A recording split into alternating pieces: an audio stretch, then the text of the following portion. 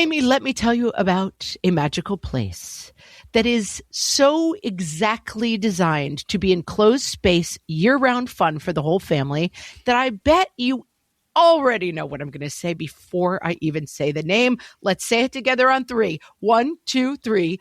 Great Wolf Lodge. You got it, Amy. My kids loved Great Wolf Lodge when we went. You probably already know that it has a huge indoor water park with a wave pool, lazy river, a bunch of massive water slides. But then your pack can hit the other attractions because, wait, there's more. Great Wolf Lodge has adventure-packed attractions like Magi Quest, a live-action game kids can play throughout the lodge, plus the Northern Lights Arcade. Spent some quality time there, so your kid who loves the lazy river and your kid who loves fantasy games will both have a great time. Great Wolf Lodge also offers great dining options and complimentary daily events like nightly dance parties, all under one roof. Unpack the car once and you're settled in to have fun. And with 22 lodges across the country, you're always a short drive away from adventure.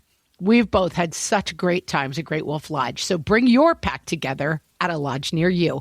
Learn more at greatwolf.com and strengthen the pack. Welcome to Ask Amy from What Fresh Hell, laughing in the face of motherhood, solving your parenting dilemmas one question at a time. This week, a listener wrote in to ask, is it just me or is 5th grade rough?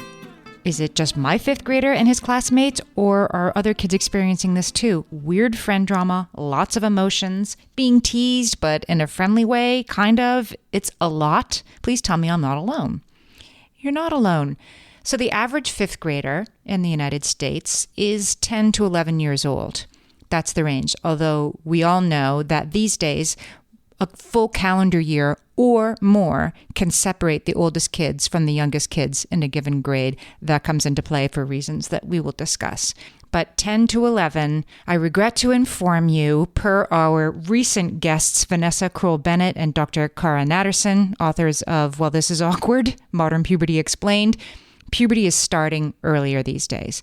So 10 to 11 is an appropriate age for boys to start acting in ways that might be occurring because of the changes that are occurring inside of them. I'll put a link to our recent interview with those two authors who also host the Puberty podcast in the show notes, because it was really an eye-opener in a lot of ways for me. One of the things they said that I hadn't really thought about is we think that boys' puberty starts later than girls, and it does. But part of the reason we perceive that to be the case, girls' puberty is visible through their clothes, if you feel me, in a way that it isn't for boys. So sometimes we aren't aware that our boys have started puberty, even though they have. Let's talk about the teasing. Why does teasing sort of start up at this age? And why would that happen? I mean, there's kind of two reasons that teasing can happen. If this is sort of puberty related, it can be a covert way to assert dominance. A kid who's feeling his oats, feeling cool, is going to tease, and it's just a joke, and it's just so funny, and why can't you take a joke? But really, they're asserting dominance over another kid. But I would say not all teasing is harmful, and sometimes it can be helpful. Sometimes kids will, in a light, teasing, funny, haha way, deliver messages that your kids might need to hear, like, you've been wearing that SpongeBob shirt every day for a week, or dude, why is your hair sticking up like that? Or just things that they do not want to hear from you. They won't hear it from a grown-up, but they might from a peer say like, hey, why are you doing that? That looks weird. That is weird. Sometimes a little of that is a good thing for a kid who's entering puberty and just wants to look cool. Here's why that full calendar year thing can really matter. And I'm going to throw here to Dr. Lisa D'Amour. We've had her on the show more than once. She's amazing, adolescent psychologist. I'll link to her interview as well. She said, and this has always stuck with me, that when kids enter middle school, and yes, I would argue as puberty gets earlier, 5th grade's middle school. It's not elementary school, it's middle school. The kids at this age become like pegs on a board. They move together. They move in unison, one moves the other, and they all fit together. That at this age group, somebody all of a sudden starts spinning a little faster and somebody else is still spinning at that same rate, that now those pegs don't fit together anymore. One might fly off the board entirely. They don't work together even though they did 10 minutes ago. And it's not because one of the pegs is a bad person. It's because they're moving at different speeds. So even though it can be painful and confusing, especially to the kid who's being left behind by somebody who's moving a little faster all of a sudden, it is developmentally appropriate and completely normal. So that's what you need to remember as a parent. Try not to over or under index this.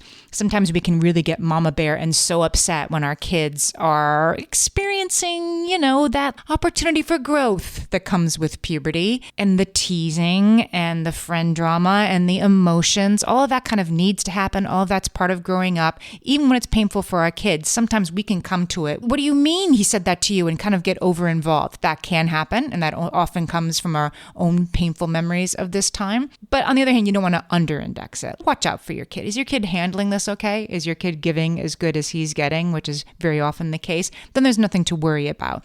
But don't ignore it if your kid is really asking you for help. I think it's always good for your house to be a safe space for these emotions, for your kid to be disappointed that nobody wants to play Fortnite with him anymore and then play as much Fortnite as he wants to if he had a bad day, where we sort of let them be who they are. And don't forget, if some of those emotions are expressed behind a closed door and you are hearing less of this than you used to, you're only hearing about this sometimes, they bring it up and then all of a sudden they're mad at you for talking about it, even when they're the one who brought it up. Remember, that too, for this age, is developmentally appropriate. Send us your parenting questions and we might answer yours next. Email us questions@whatfreshhellpodcast.com. Thanks for listening.